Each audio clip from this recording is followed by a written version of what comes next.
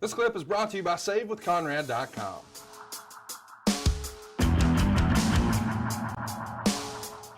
Next up, we've got TV back in Atlanta, January 13th. It's going to be Arn and Tully taking on Ed Franks and Lee Peak. Blanchard's going to get the win after the slingshot suplex.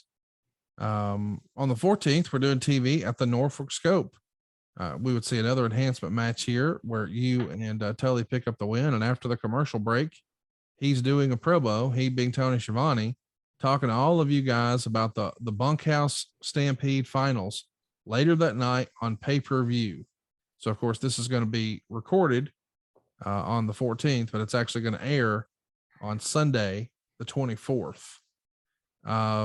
You guys run Richmond, Virginia, another TV taping. Lex Luger is going to get a singles win over you.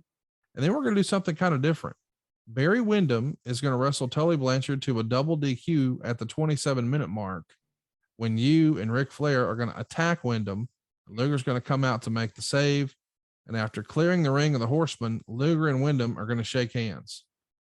And that airs on TV, which is, buddy, setting the stage in a big way. This is great stuff. Did you know what the finish or what the full story was going to be when this angle started? Or are they just telling you week to week, all right, here's what we're doing this week? Pretty sure it was week to week, which I liked. Yeah. I like not knowing. I like being surprised. I knew that the mix of players, no matter which way they went, was going to be good for us. Mm-hmm. So it was a no lose. They're going to tape worldwide here, which will show Sting teaming up with Barry Windham to take on Arn and Tully. Of course, there's not a title change there. And then the next day, we're in Philadelphia, along with 7,641 fans. Luger's going to get the win over Arn by reversing a small package. And Ric Flair reversing a small package. Yeah. That's less than spectacular, but okay. Hey, it's a surprise. He snuck one out on you, whatever you want to call it. But what's notable about this show to me is Ric Flair and Michael Hayes are in the main event, and it goes 13 minutes. That's really, really short for Ric Flair in this era. And the notes say over at the history of WWE.com, the match was shorter than usual because it was approaching 11 p.m. and local workers would have had to been paid overtime if the show went late. So somebody somewhere made a business decision and said, hey, this is a union building. We're not paying overtime. Get that shit done in 13 minutes. What town was that? Philadelphia, Pennsylvania. Yep. Yeah. Yeah. That could get very, very expensive. What was not expensive is the next day of TV taping in Charleston, West Virginia. It's you and George South. George South, man, had skills, would travel. What an unsung hero of wrestling in this era. Made everybody look great and could have a competitive match if he needed to. Could he not? This last Saturday, he was in Clover, South Carolina. He's still wrestling. Yep. He's still tanned.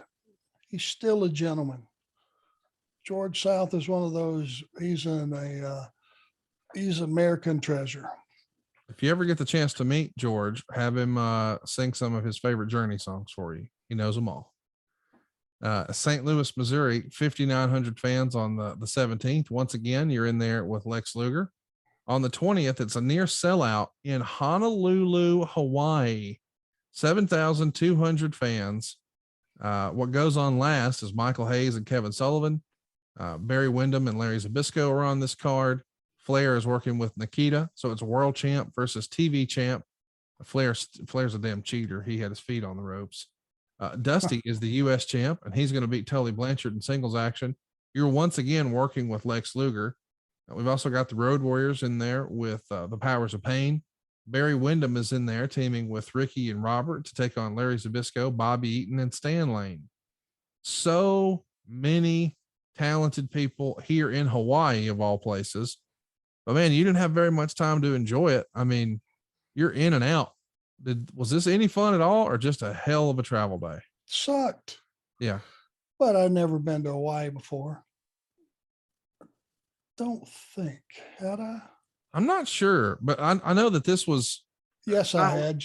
Jimmy paid for it. That's right. We talked about that. That's right. Took a vacation there. So I'd been there for vacay. So, but when you just zip in for one day it's like almost like not going there at all, and then have to get right back out. Well, I'm dying to know what the next day was. Great Western Forum. You're in Inglewood, California.